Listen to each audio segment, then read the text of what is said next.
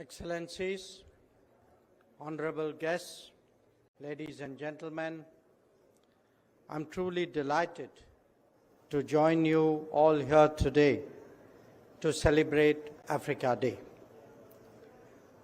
Our relationship, our connect, our empathy is truly special. Many of you would be aware of the deeply held view in this country that our independence would not be complete until Africa secured hers. Today, that logic extends to development, to prosperity, and to progress as well. When we speak of food, health, and energy security, it is not just a concern about our national prospects. It is equally about the challenges that Africa faces and the solutions that could emerge from international partnerships. The COVID experience was deeply scarring for all of us, but most of all for Africa. The vaccine apartheid was accentuated by travel restrictions and followed by financial decisions which hurt the continent very deeply. Assessing the dismal state of progress on realizing SDGs, the picture is most difficult when it comes to Africa.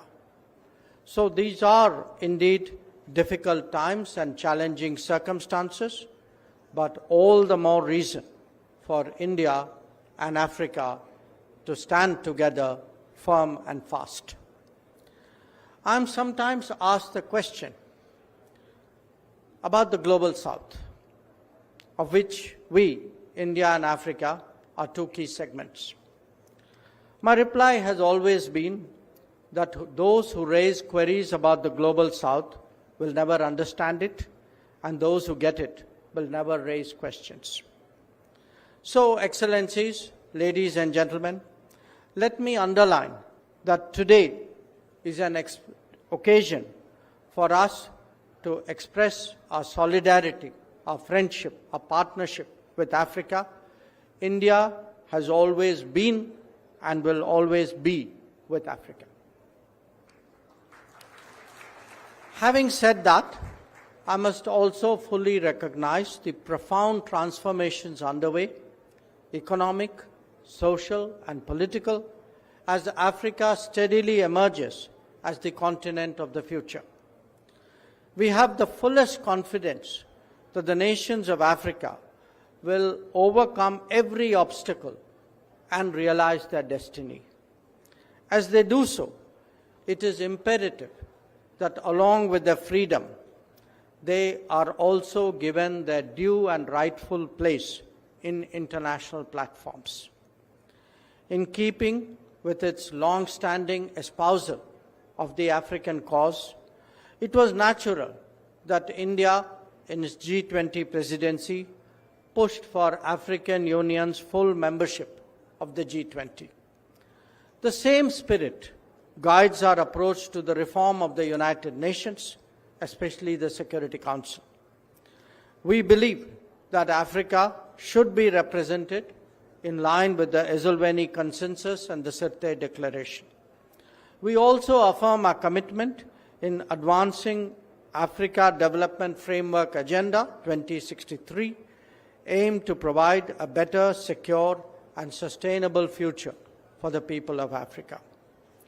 Friends, our engagement has been guided by the 10 principles enunciated by Prime Minister Modi, which reaffirm that Africa's goals and agenda are India's priority.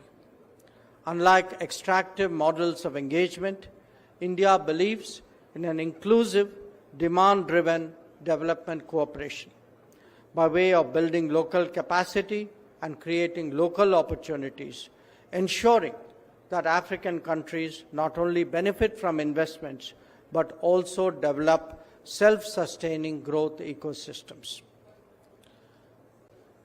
India is committed to the overall development of Africa by keeping our markets open, sharing our experiences with the digital revolution to support Africa's development, improving delivery of public services, spreading education and digital literacy in Africa, strengthening African agriculture, and working with African nations to keep the oceans open and free for the benefit of all nations.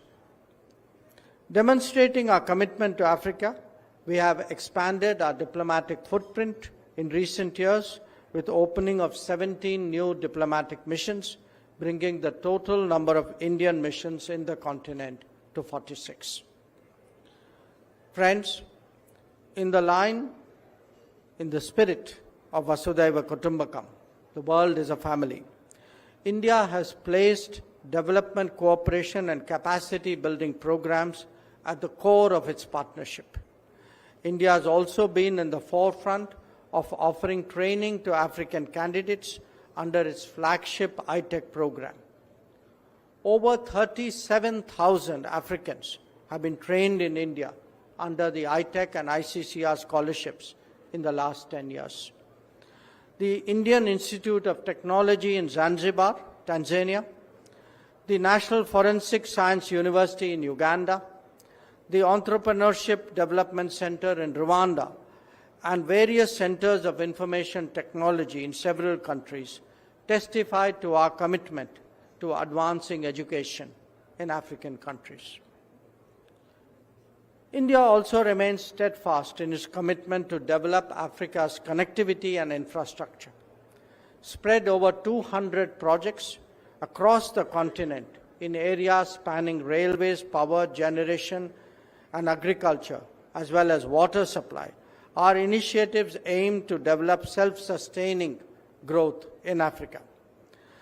In the last decade, we have extended more than 700 million grant assistance to African countries, which include cancer therapy machines like Babatron, medical equipment and medicines, including during the COVID through our Vaccine Maitri program, ambulances and indigenously made low-cost artificial limbs called Jaipur Foot, and which have actually benefited more than 13,000 patients in 21 African countries, as well as food grains to combat drought-like situations.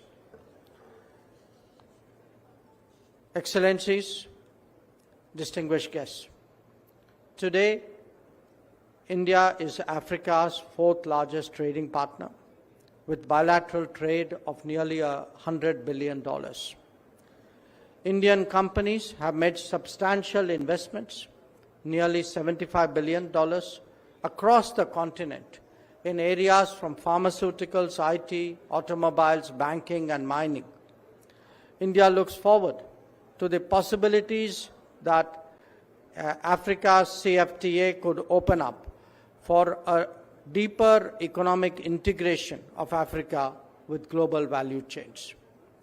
We are the first developing country to provide non-reciprocal duty-free access to LDC's least developed countries since 2008 under its duty-free tariff preference scheme. At the same time, our security cooperation is driven by principles of free and open sea lanes of communication, of zero tolerance for terrorism, of peace building in Africa, and of creation of local capacity. India has been strengthening its partnership in multiple vectors. Recent transitions from Sagar to Mahasagar, the launch of IK May 2025, and a growing cooperation in anti-piracy as well as search and rescue and HADR operations. These are all a testament to our global commitment to peace and a stable Indian Ocean region, which is so important for Africa. As I noted earlier, India strongly advocates a greater voice for Africa in global institutions and indeed in global discourse. Driven by the spirit of South-South cooperation, we encourage participation of African nations in the International Solar Alliance, in the Global Biofuel Alliance, in the Coalition for Disaster Resilient Infrastructure, and in the International Big Cat Alliance. As a technology partner, India stands ready to share its own experiences of digital governance and India Stack. Our close collaboration with many African nations has already started yielding results, and the launch of UPI and digital national IDs, enabling digital payments and greater financial inclusion, are proof of this. Space-based technology solutions in weather forecasting, early warning systems, resource management, precision agriculture, these are all examples of how we can collaborate to accelerate realization of sustainable development goals. The success of initiatives like the Gati Shakti National Master Plan and the Bhuvan Geo Portal are also examples of what India and Africa can do between them. In the recently adopted Waves Summit Declaration, which happened earlier this month in Mumbai, India is committed to partnering with African nations to harness the power of their youth and media for creating a mutually beneficial creative economy. Friends, the 3.5 million strong Indian diaspora in Africa has played a role as a living bridge between our two shores. We have extended e-tourist visa facilities to 33 African nations and improved direct air connectivity to promote trade, technology, and tourism. I believe that India and Africa must engage and work closely together. In this regard, as Excellency Dean, you also mentioned, we look forward to organizing the India-Africa Summit 4 very soon. We hope that the event would provide a more contemporary agenda of cooperation aimed at realizing Africa's priorities. Africa Day 2025 is being marked with the theme of justice for Africans and people of African descent through reparations. We in India can fully empathize with Africa's pain, having been subjected to loot, pillaging, and slavery ourselves by colonial powers. While nations of the world have regained their freedom, the legacy of the past remains strong in the global order. The inequities of the past are extrapolated into the unfairness of the present and the uncertainty of the future. The world has seen progress towards political reordering, but the economic, social, and cultural dimensions are far from being addressed. There has to be credible accounting of the past if the world is really prepared to move on.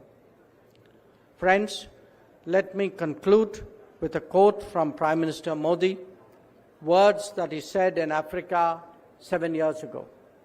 He said, "If this is to be a century of nations rising together in freedom and equality, if this is to be an age when the light of opportunities dawns on all humans, if this is a time when a planet has a more hopeful future, then all of this magnificent continent of Africa must walk in step with the rest of the world.